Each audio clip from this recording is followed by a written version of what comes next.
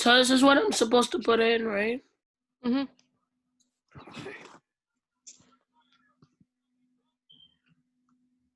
Okay, so for the sake of recording purposes, we just watched the YouTube video High Anxiety on the Math Variety, and we're going to discuss the accompanying article. So whenever you're both ready.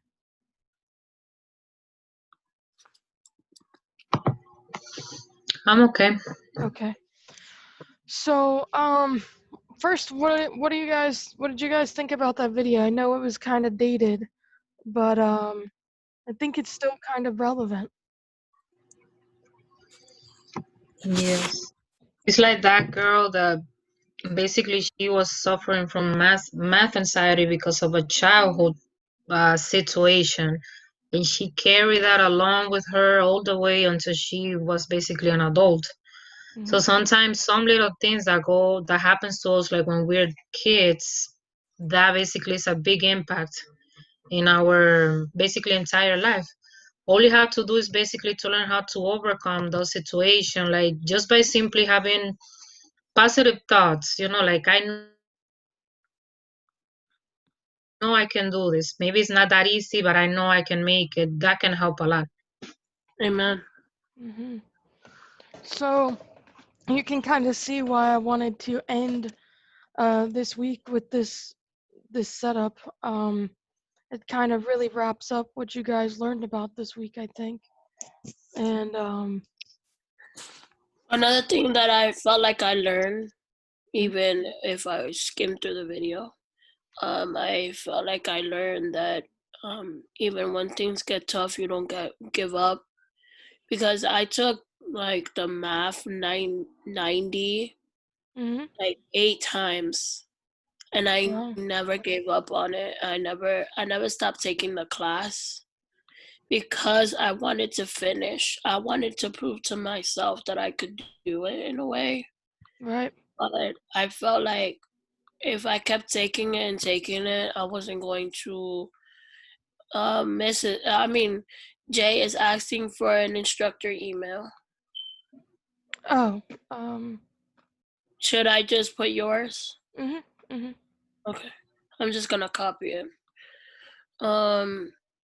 I just felt like, if I kept taking it, I wasn't gonna move on. I wasn't gonna get anywhere. So I just spoke to what's her name? I can't remember her name, but she was an advisor at the time. She's like a test advisor. Yeah. And she knew me from like my first time at Ultra AC, fresh out of high school. She's Yeah. the one that took me in. And I was like, oh, I hope you remember me because I came to you the first time after high school. Yeah. And she's like, I do remember you, I do. And I told her my problem, like I'm telling you right now. And she was like, no, you're not taking math anymore. You're going to go straight to 105.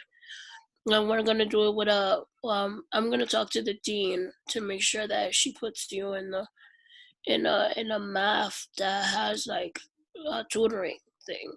And I was like, okay. And she did all of that for me, and I'm so thankful for that. But I never saw myself out of that math class. I never saw myself out of that situation. I always saw myself in that situation, and I feel like that's my biggest problem with math. That if I see myself in a problem, I can't figure it out. I can't. I'll get locked in, and I'll get frustrated. Right. So that's what I learned. Yeah. So real quick, let's go ahead and do this quiz test. You guys can just do it maybe on a sheet of paper, and then you can type it up. And I'll put it in my folder for you guys as some student work.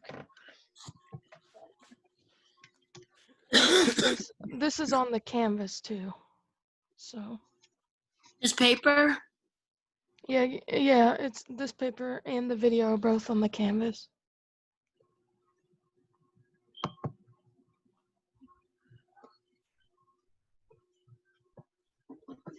I'm sorry if you like hear screaming in the background.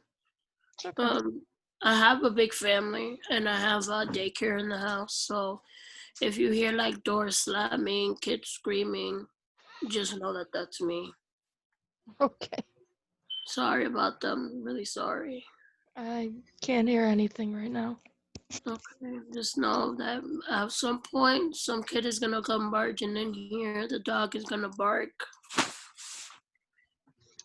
Oh my god.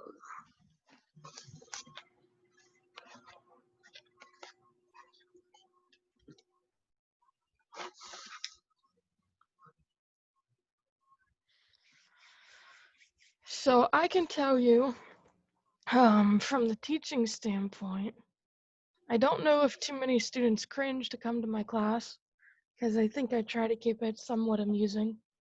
So I guess that would be more like a 3. It would probably depend on if there was an assessment for that day or not. The second one, I'm uneasy about going to the math board in math class. That happens all the time. Even the best students, it's like pulling teeth to get anyone to come to the board. And then I feel like I have a pretty open environment, so I think a lot of people are willing to ask their questions. People are probably worried about being called out, but so far no one's this semester it's been a lot easier, which is interesting since we're online. I understand math now, but I worry. I think number 5 is something that everyone feels. 6 is probably something a lot of people definitely feel unless they're really being active and taking as many notes as they can. Um, I don't know. I guess 7 just depends on what your other test would be in.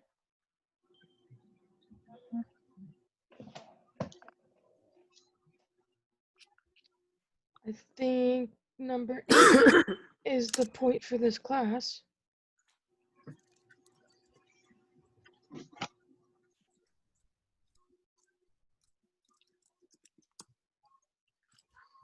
When you were younger, did you ever feel anxiety for math?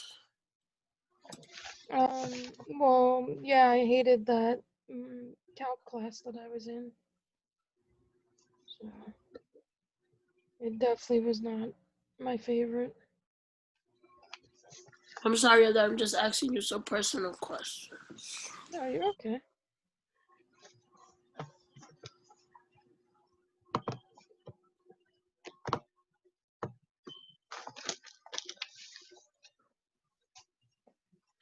You're fine, guys. I got my results between 19 and 20 because there was one question that I didn't know if I should put like 2 or 3 Mm, because I'm like in between. That's a 5.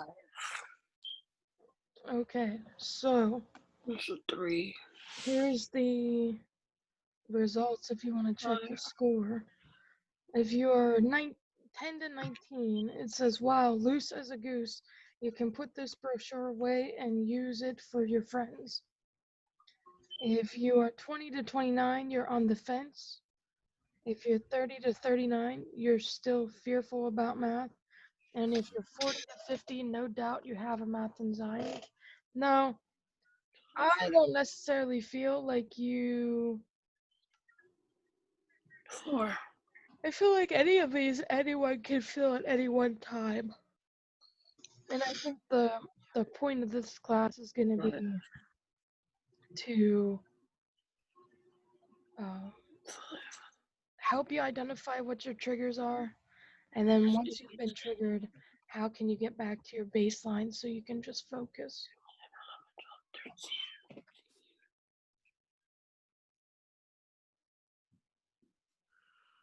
5, 14, 15, 16, 17, 18, 19, 20, 21, 22.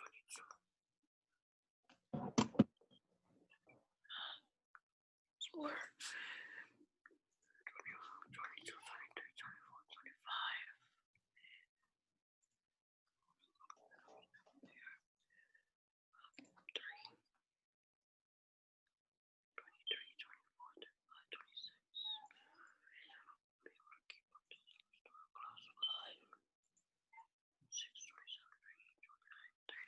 So I got a 30. It says, no doubt, the thought of doing math makes you uneasy.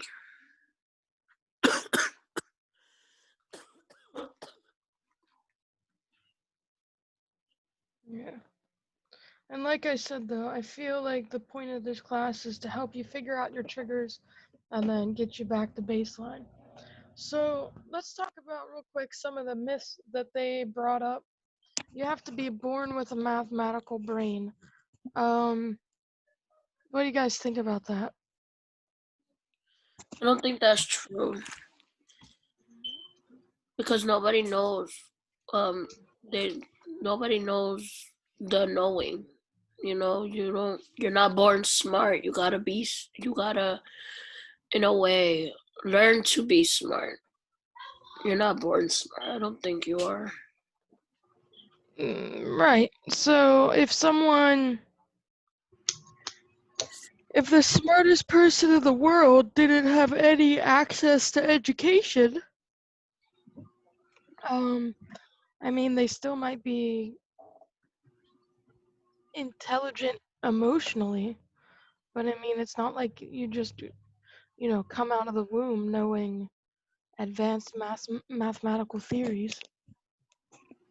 All right. Number 2 says you can't be creative and be good at math. How do we know that's not true? I don't think that's true because there's a lot of creative people who don't know math. Mhm. There's a lot of creative people that know math really well. Yeah. MC Escher is an artist, and the vast majority of what he does is math based. I don't know if you want to check him out, you can check him out on YouTube. His stuff is really mathy.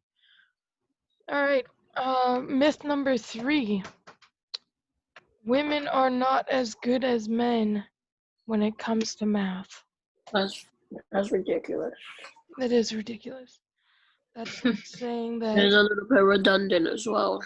Mhm. That would be like saying only women know how to cook. Sometimes it's Yes. true. I don't know how to cook. I've been trying to learn since quarantine, but I don't know how to cook at all. Yeah. Yeah, I could think it can be a little hard to learn, especially if it's not something in your wheelhouse. Like I tell my mom to teach me, and she just throws stuff in there. Like she doesn't measure anything. She just tells me, throw this, throw that, and you'll be good. And just give it a little bit of love, and you're done. And I'm like, what? Right. Yes, it's very hard to throw love in a pan. Okay. So this also goes through and tells us 10 ways to reduce math anxiety, and I think you'll find that these will be 10 ways that you can reduce any type of anxiety. So in the video, the counselor with her secret weapon, the PowerPoint, talks about 10 self-help techniques for battling or combating math anxiety. The first one is learn stress management and relaxation techniques, such as deep breathing and meditation. So I guess something you can kind of think about really is, a lot of times right now people are focusing in on how negative and how bad quarantine is. But with you guys having online classes for everything or almost everything, you literally can use all of these techniques And no one's going to be there to tell you that you can't, or no one's going to be there to like look at you really funny and wonder why you're doing it. So no, you can practice your deep breathing and meditation before you take a quiz or take a test. Number 2 says combat negative thinking. So lack of confidence can be a major impediment for students with math anxiety. Replace these negative thoughts. I can't do this. I've never been good at math. I won't finish in time.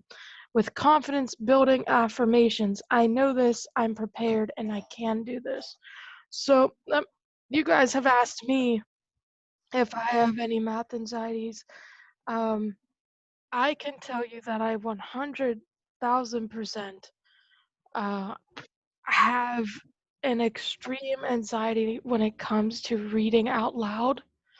Um, in fact, when I was in college, I took any class almost where you would have to potentially read out loud. I went up to the professor and I said, please don't make me read out loud. Like, I'll do all your other assignments, I'll do whatever. Please don't make me read out loud. I sound so dumb. And every single time without fail, they would call me to read out loud. Um, because, obviously, if you ask someone not to do something, psychologically, they want to do it. But in addition to that, what I found is that I would have to do certain techniques like use a pointer finger or a piece of paper. And the reason for that for me is that my mind reads faster than my mouth can keep up with it. So I will try to jump down further. So that is one of the things I've had to struggle with. Me, I sometimes feel a little bit anxious too, but it's because English is not my first language. Hmm. So I kind of get worried, like, am I gonna pronunciate the word right or no? So I feel like embarrassed. What if the person next to me is gonna laugh or something? Right. And really, when that happens, it's the other person's issue, not yours. That's Yeah, just. because at least I'm trying to, my main language is basically Spanish. At least I'm trying to learn another, language. So Mhm. it'll be great for some support, not just laughing. Right. Some people do though. Yeah, and when you think about it, a lot of people with English as the first language don't really know how to speak it properly anyway. And then they can't even, almost most of the time, they can't even pick up a complete second language and do it in a conversational or professional manner. So, Yeah. One of those times that I felt wasn't during a speech class a couple of years ago, mhm. and she told me to read my. Well, the teacher was really. Her name was Mazowski, and she's still teaching in Tracy. Um, but I took her speech class, and one of the things she said was for me to give a. Every class you have to give a speech in front of the class, and I just didn't feel comfortable doing that, and I was so afraid to talk about it because um as you get to know me, I'm not a very outspoken person. I'm very like I keep my stuff to myself. I don't like telling you how I feel. Mhm. So I never told the teacher how I felt. I never told her anything about like my anxiety with speaking up in front of people. So she didn't know that, and I had a panic attack in front of the whole entire classroom, and she was just really mean about it. She didn't speak to me about it or anything. She didn't care. Mhm. That's unfortunate. Yeah, and that sucks when you have a teacher who doesn't care. Mhm. All right. So number 3 is visualize yourself succeeding. Number 4 is do easiest problems first. Absolutely. I can tell you the only thing I do a little bit differently in the classroom when it comes to the easiest problems first is so when I went to Penn State, you have much bigger classes and sometimes you have professors who like to think you're cheating. So to combat cheating, I always took my test from the last question first. I took it in reverse. And I did that as a way to kind of have a check for myself so no one could say I cheated. And then on top of that, um, I can tell you from both the educator side and the student side, sometimes you will find answers in later problems to earlier problems. Not like really huge black and white, big bold letters, but like when you're working on a problem, you'll just happen to be like, oh, those are connected somehow. How are they connected? So um, that kind of helped me out sometimes. All right, number 5, channel your stress into something else. So I told you guys on the first day that I play video games. So a lot of times when I have really high anxiety and I need to like calm myself down, I'll play video games. Number 6 says start preparing early. Excuse me, I think you guys do that really well. Um, you know, you got to get ahead of the game. If you get ahead of the game, then when you get to harder lessons, you have more time to devote to them. Number 7 is take care of yourself. Number 8 is try to understand the why of the math concepts rather than memorizing, which is a really great technique for math. Number 9 is find a support group. I mean, at L-Tri-C, that's probably just going to be making sure you're taking advantage of all your resources, going to tutoring, and I would assume this class would probably qualify as a support group. And then number 10 is reward yourself for hard work.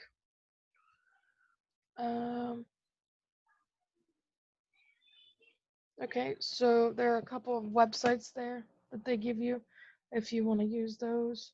I'm not sure if they still work. I did not try them myself. And then I know we have 12 minutes left, but I think this is actually something that you guys can read going into the next week, because we're actually going to talk about studying and preparing for how to study for math. I believe week 2 is week 2. Yep, note taking. Yep. And then I think it's exams is week 3. So yeah, I think we're going to wrap up a little early for today. How do I stop the recording? There we go.